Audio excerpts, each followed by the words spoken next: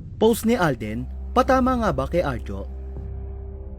Usap-usapan ngayon ng kapuso actor na si Alden Richards dahil sa kanyang post na tila patama umano sa mister ng kanyang dati kalab team na si Maine Mendoza na si Congressman Arjo Atayde.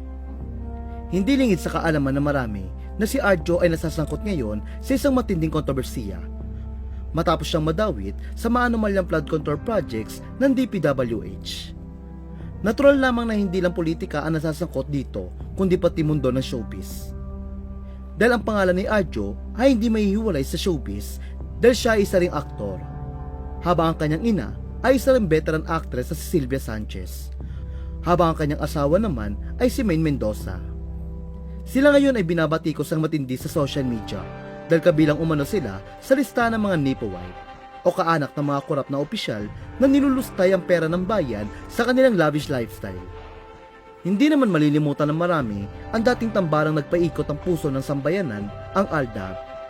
Kaya't nang lumutang ang pangalan ni Arjo sa issue, hindi lang mga botante ang nag-react, magyang ilang solid fans ng ALDAB ay nag-ingay. May ilan na muling binuhay ang alaala ng tambalan ni Alden at Maine. Sinasabing kung hindi raw naputol ang kanilang love team, hindi sana nadikit si Maine sa isang pangalan na ngayon kontrobersyal at umano'y korap. Samantala, lalo pang uminit ang issue na sa gitna ng lahat ng ito ay nag-post si Alden ng isang makahulugang post. Ibinahagi ni Alden ang isang post tungkol sa mga korakot o mga korap na opisyal o individual na huling-huli na sa ginagawang walang haba sa katiwalian at pangungurakot. Walang binanggit na pangalan ng aktor, ngunit mabilis na inugnay ng netizen ang kanyang post sa kontrobersyal ni Arjo.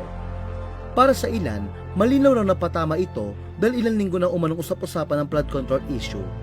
Ngunit ngayon lamang nagpost si Alden kung kailan nadawit na sa issue si Arjo. Pinuri nga ng marami si Alden dahil sa pagsasalita nito tungkol sa issue. Anila, nice one Alden.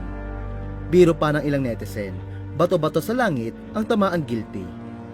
Bumahari ng mga komento na Flood Gave Me You, LOL, mula sa God Gave Me You na kanta ng OST ng ALDAB noon. Ayon pa sa netizen, kung hindi dahil sa pera na nakuha ni Arjo mula sa flood control projects, ay baka hindi nito nakuha si Maine. O wala itong pambigay ng mga mamahaling bag kay Maine. Nag-viral din ang katagang Kura Cutie mula sa tweet ni Maine noon na manifesting umano ni Arjo Cutie. Sa ngayon ay wala pa namang reaksyon si Maine sa umano'y patama ni Alden sa kanyang mister na si Arjo.